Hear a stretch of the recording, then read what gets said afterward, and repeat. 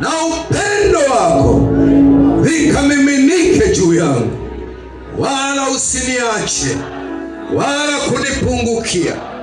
Najikabidhi mikononi pako katika ulinzi na nguvu zako, katika jina la Yesu aliye hai. Amen. Amen. Shangilia Bwana. Shusha mikono yako sasa. Tulia sasa. Hebu funika macho yako. Wakati mwingine nikiwa mgumu Serengeti, nimesafiri na mwalimu mmoja wakati wa El Nino. Tumepita kwenye mtaa mmoja, tukakuta kuna open air meeting crusade, kimkutano kidogo cha ushuhudiaji mitaani pale. Kasimama pembeni kusikiliza yale mahubiri. Mhubiri akamaliza, akaita watu walio tayari kutengeneza maisha yao na Yesu. Yule mwalimu alikuwa mzee wa kanisa kwenye kanisa moja. Nikaona amenyosha mkono na anasogea mahala pale. Nikamkata jicho baya sana kuonyesha kama ananiaibisha. Mzee wa kanisa, unakataje shauri na nini? Lakini yeye alikuwa anajua. Lakini akanambia tukirudi nyumbani tutaongea. Basi barabara zilikuwa zimeharibika sana, na usafiri, mabasi yalikuwa hakuna. Nikatafuta usafiri, nikapata gari moja. Nikawa nimeongea na mkuu wa upelelezi wa mkoa wa Mara. Akasema, mhubiri, tutakwenda na wewe. Nikasema niko na mtu mwingine. Akasema tuna nafasi moja tu. Sasa nikasema kwa sababu huyu mwalimu ameomba ruhusa, nenda naye, mimi nitapata nafasi nyingine, nitabaki. Yule mwalimu akakataa, hataki kwenda. Nikamlazimisha, nenda.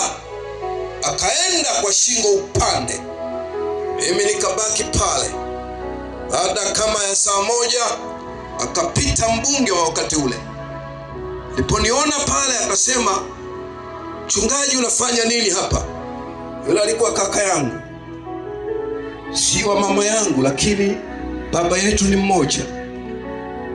Aliponiona, unafanya nini? Nikamwambia kazi yangu, narudi nyumbani lakini hakuna usafiri. Akasema basi nisubiri hapa. Baadaye akanipitia, tukaondoka. Niliporudi nyumbani kwangu nikakaa kama wiki moja. Nikaamua sasa nikamtafute mwalimu, ili mwalimu anieleze kwa nini siku ile aliamua kukata shauri pale. Lakini nilipofika jirani na nyumbani kwa mwalimu kama mita 200, nikaona watu wamejaa nyumbani kwake. Watu wamejaa. Nikauliza watu waliokuwa jirani na mimi, kuna nini hapa?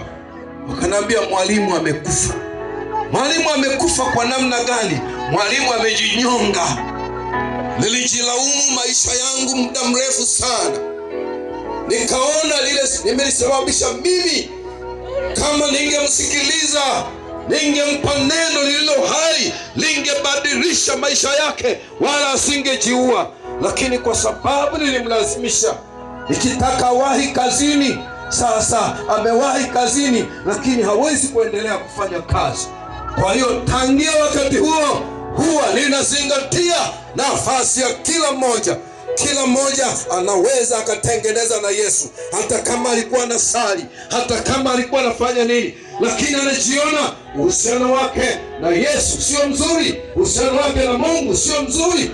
Wakati mwingine amerudi nyuma, wakati mwingine hajaokoka. Wakati huu ndio wakati wa kutengeneza. Natengeneza maisha yangu na Bwana,